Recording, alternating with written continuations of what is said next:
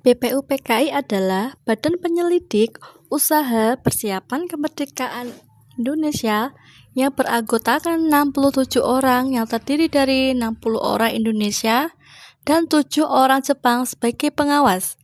BPUPKI terdiri dari 2 badan, yakni Badan Perundingan, Badan Persidangan, dan Kantor Tata Usaha dan Sekretariat, yang diwakili oleh Dr. Rajiman Widyodiningrat, dan wakil ketuanya adalah Ichi Bangiso Yoshio atau Insinyur Suroso. Adapun dalam perjalanannya, BPUPKI membentuk panitia 9 yang diketuai oleh Insinyur Soekarno. Tugas BPUPKI adalah mempelajari dan menyelidiki hal penting yang berhubungan dengan berbagai hal menyangkut pembentukan negara Indonesia. Yang beberapa tugas lainnya adalah membahas dasar negara Indonesia.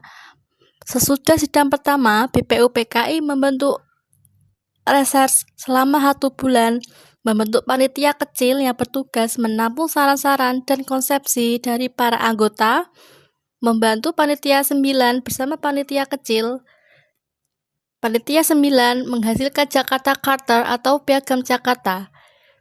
BPUPKI melakukan sidangnya sebanyak 2 kali, yakni pada tanggal 29 Mei 1945 sampai 1 Juni 1945 dan 10 sampai 17 Juli 1945.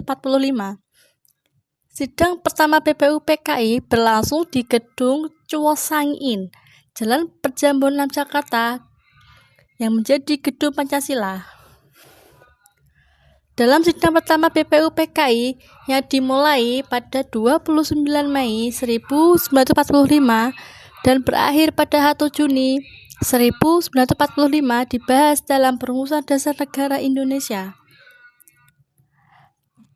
Pancasila adalah hasil usulan Soekarno, adapun Muhyiddin dan Supomo diketahui tidak pernah mengusulkan asas dasar negara yang termuat dalam Pancasila.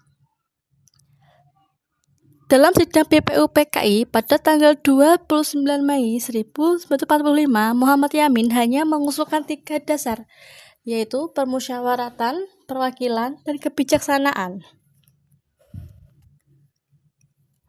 3 nilai yang diusulkan Muhyiddin kemudian dimasukkan ke dalam subbab sila perikerakyatan yang tertulis di Naskah Persiapan Undang-Undang, ya di mana 5 dasar negaranya yakni perikebangsaan, perikemanusiaan, periketuhanan, perikerakyatan, dan kesejahteraan. Tetapi 5 dasar negara yang ditulis Muhammad Yamin itu bukanlah isi pidato yang dia sampaikan dalam sidang BPUPKI pada tanggal 29 Mei 1945.